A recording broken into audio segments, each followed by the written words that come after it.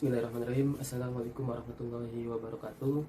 Perkenalkan, kami dari kelompok 4 mata kuliah negosiasi bisnis ingin mempresentasikan konflik Verdi Sambo dan Brigadir J. Sebelumnya, perkenalkan kelompok kami. Yang pertama ada Alifah Maulani, kedua ada Arfi Fauzian, ketiga ada Hafidah Zakia, dan terakhir saya sendiri Idris Ubaidi. Lanjut ke materi. 1. Latar belakang. Kasus Brigadir J bermula dari berita viral mengenai insiden tembak-menembak antara sesama anggota Polri. Brigadir J melakukan pelecehan pada istri Verdi Sambo, Putri Chandrawati, yang kemudian dipergoki oleh ajudan lain yaitu Barada E, yang datang dari lantai atas. Namun, banyak kejanggalan yang terjadi. Keluarga dari Brigadir J dilarang untuk membuka peti mati korban. Juga adanya luka-luka tak lazim di tubuh korban yang diautopsi tanpa seizin keluarga, dan barang-barang pribadi milik korban tidak diketahui keberadaannya. Kemudian, keluarga Brigadir J diwakili kuasa hukumnya Komarudin Simanjuntak akhirnya bernyali untuk melaporkan kasus tersebut ke pihak kepolisian. Kedua, akar dan faktor konflik. Akar dari konflik ini adalah Putri Chandrawati yang membuat geger dengan membuat pengakuan bahwa dirinya mengalami pelecehan seksual saat sedang tidur di salah satu kamar yang dilakukan oleh ajudan suaminya.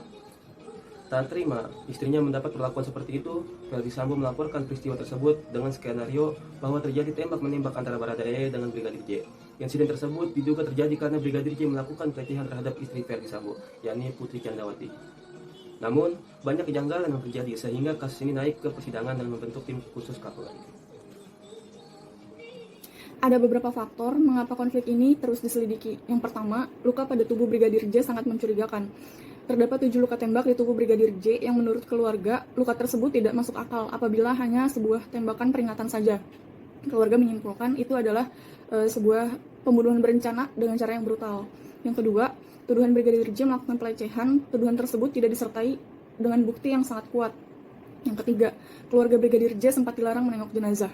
Yang keempat, kamera CCTV di sekitar TKP hilang, yang memungkinkan merekam peristiwa baku tembak tersebut mendadak hilang dan tidak ada bukti perekaman. Yang kelima, telepon milik Brigadir J hilang, bahwa ponsel tersebut setidaknya mampu menjadi bukti atau pencerah utama dalam kasus ini. Sifat konflik. Dilihat dari konflik yang terjadi, konflik ini bersifat destruktif karena adanya perasaan sakit hati Putri Chandrawati kepada Brigadir J. Sehingga pada konflik ini terjadi penembakan yang mengakibatkan hilangnya nyawa Brigadir J.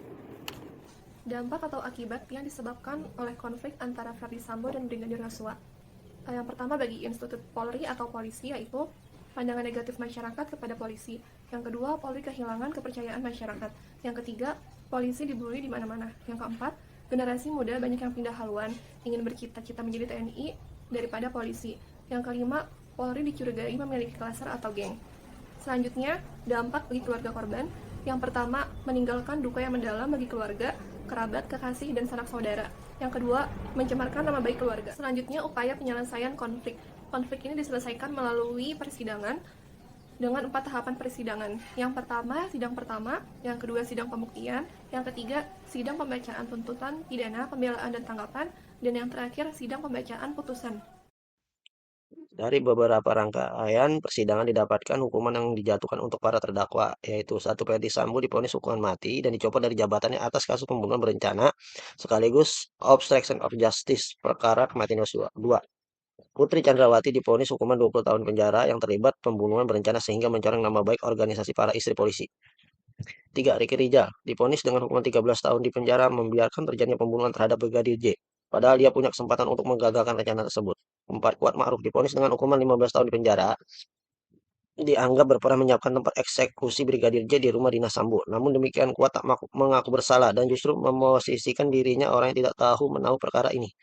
Kelima, Baradae divonis dengan hukuman 1 tahun 6 bulan di penjara. Baradae mendapatkan hukuman yang ringan dikarenakan ia bersedia menjadi justice kolaborator atau pelaku yang mau bekerja sama dalam memberikan keterangan dan bantuan bagi penegak hukum, serta bersikap sopan selama persidangan dan pihak keluarga Brigadir Yosua juga sudah memaafkan perbuatan Baradae. Keenam, Arif Rahman Arifin divonis pidana penjara 10 bulan dan denda 10 juta rupiah subsidiar 3 bulan kurungan karena melakukan tindak pidana merusak sistem elektronik yang dilakukan bersama-sama. Ketujuh, Irfan Widianto dijatuhi hukuman pidana penjara 10 bulan dan denda 10 juta rupiah subsidiar bulan kurungan dalam perkara obstruction of justice. 8. Baikuni Wibowo divonis pidana penjara 1 tahun dan denda 10 juta rupiah subsidiar 3 bulan kurungan karena turut serta merintangi penyidikan kasus kematian Brigadir J. 9. Cuk Putranto juga divonis pidana penjara 1 bulan dan denda 10 juta rupiah subsidi 3 bulan kurungan karena menghalangi penyidikan kasus kematian Brigadir J. 10. Agus Nurpatya divonis pidana penjara 2 tahun dan denda 20 juta rupiah subsidi 3 bulan kurungan. 11. Hendra Kurniawan menjadi terdakwa obstruction of justice yang dijatuhi hukuman tertinggi setelah Verdi Sambo. Hendra divonis pidana penjara 3 tahun dan denda 20 juta rupiah subsidi 3 bulan kurungan.